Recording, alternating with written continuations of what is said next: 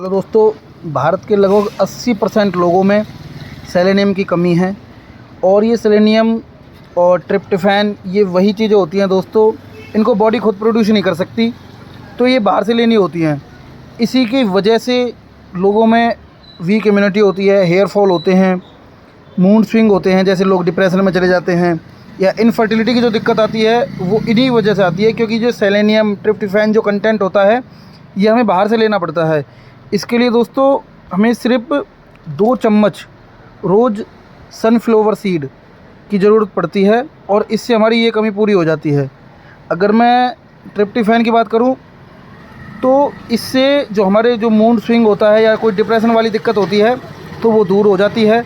और जो सेलेनियम है दोस्तों, यही वो कंटेंट होते हैं जो कैंसर बनता है और जो मल्टीप्लाई होते हैं ना सेल, उनको मल्टीप्लाई होने से रोकता है, वही सेलेनियम होता है।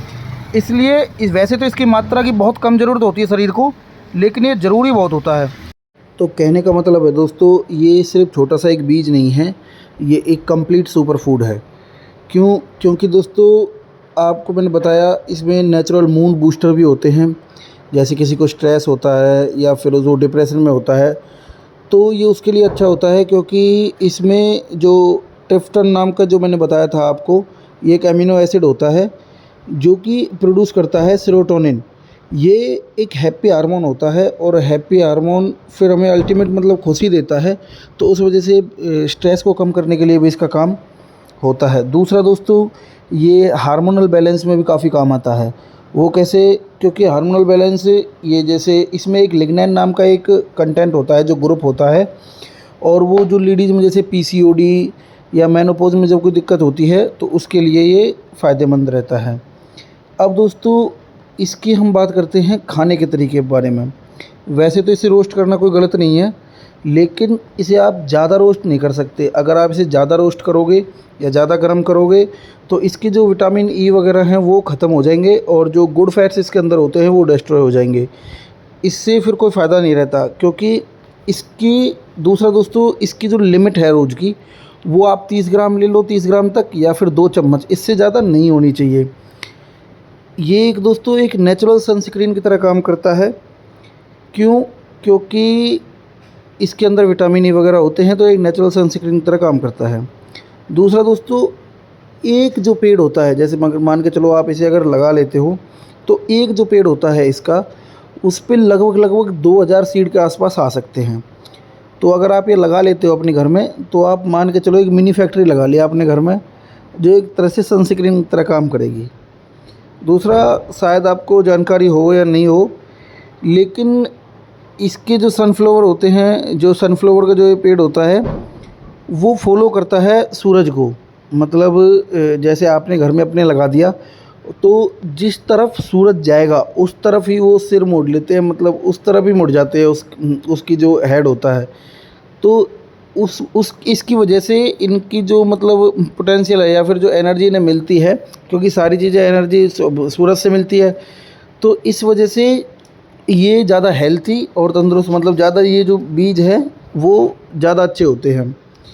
अब दोस्तों इसके बारे में एक फैक्ट और है, ये एक तरह से सोइल को क्लीन करने का काम आता है। ये जैसे न्यूक्लियर वॉर वगैरह हुए थे, तो न्यूक्लियर वॉर के बाद उस जगह पर फिर सनफ्लावर ऑयल, ये सनफ्लावर के जो प्लांट है वो लगाए गए। उसकी वजह ये है दोस्तों कि ये क्लीन कर सकता है उसे, इसके अंदर वो तत्व हैं। ये रेडियो एक्टिव जो एलिमेंट है उनको एब्जॉर्ब करता है, और ये जो टॉक्सिस हैवी मेटल्स होते हैं, जैसे लीड, लेड, आर्सेनिक और रेडिएशन को भी ये उसमें से खींच लेते हैं, तो ये उसका भी काम करते हैं। तो दोस्तों इसके बहुत सारे फ़ायदे हैं, लेकिन लेने से पहले आजकल इंस्टा वीडियो पे बहुत सारी वीडियो हैं, तो बहुत छोटे छोटे शॉर्ट आते हैं, उसमें आपको बता दिया जाता है कि भाई ये आप ऐसे इस्तेमाल करो, ये आप ऐसे इस्तेमाल करो। आयुर्वेद में और भी जो चीज़ें हैं, इसमें चीज़ों का क्या होता है कि कब, कैसे और कहाँ कब इस्तेमाल करनी चाहिए चीज़ें। ऐसा नहीं होता कि भाई हर कोई हर चीज़ इस्तेमाल कर ले, या फिर मान के चलो वो बता दिया और आपने बिना किसी से पूछे या बिना किसी तरीके के आपने उसे इस्तेमाल कर लिया, तो ये चीज़ें दिक्कत भी दे जाती है दोस्तों। तो ज़्यादातर जो चीज़ें आप इस्तेमाल करो वो चीज़ों को समझने के बाद इस्तेमाल करो, उसके बारे में जानकारी लेकर इस्तेमाल करो।